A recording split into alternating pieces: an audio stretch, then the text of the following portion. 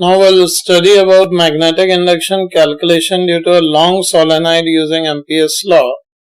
Here we are given with a long solenoid in which the wire turns are closely packed, and we are given that the linear density of turns is n turns per meter, and the wire carries a current I. Say inside the solenoid we wish to calculate the magnetic induction. Using Ampere's law, we need to consider a closed path. Here I've taken a rectangular path ABCD here, you can see. Say it is of length x and width y.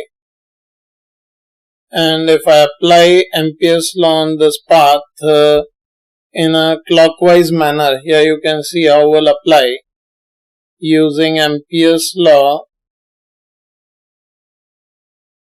on path ABCD, here we can see in this situation, we write integration for the closed path ABCD B dot dl is written as mu naught multiplied by the enclosed current by the area of this path. Here you can see if its length is L, total number of wires which are passing through the path can be written as nx because n turns are there per unit length.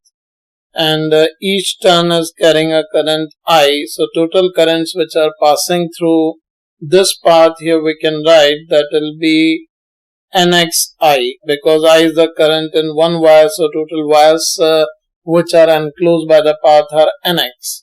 Now in this situation for this integral b dot dl we can split it in 4 segments according to this rectangular path. Here we can write it as integration of b dot dl from a to b plus integration of b dot dl from b to c plus integration of b dot dl from c to d plus integration of b dot dl from d to a, which is equals to mu naught nxi. In this situation, we know that due to this current which is flowing in the solenoid, the magnetic induction is B in leftward direction, and outside we know magnetic induction is 0. So here from A to B this integral will vanish because the value of magnetic induction is 0 outside. And if we talk about the segment BC, here you can see the magnetic induction is perpendicular to the element length. So in this BC path as well as in the path DA, we can say as B and DL are perpendicular to each other, this BC and DA will also vanish because the angle between magnetic induction and element is 90 degree. The only segment which is left is C to D, where B and the element DL are parallel to each other. So this can be written as integration of BDL from C to D is equals to mu naught nxi. And here as B is uniform, it can be taken out and we can write it B integration of DL from C to D. This can be written as total length x, which is equals to mu naught nxi. And here you can see this x gets cancelled out. This implies the value of magnetic induction we are getting here is mu naught Ni.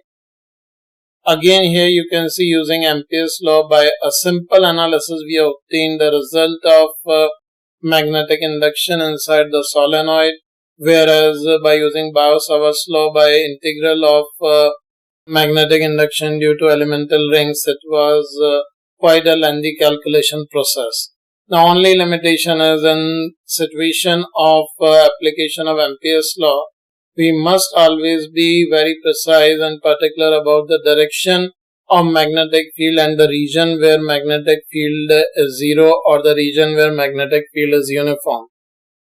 If we are aware about the uniformity and existence of magnetic field with its appropriate direction using right hand thumb rule, Ampere's law will always be easier in calculating the magnetic induction for symmetric and uniform current distributions.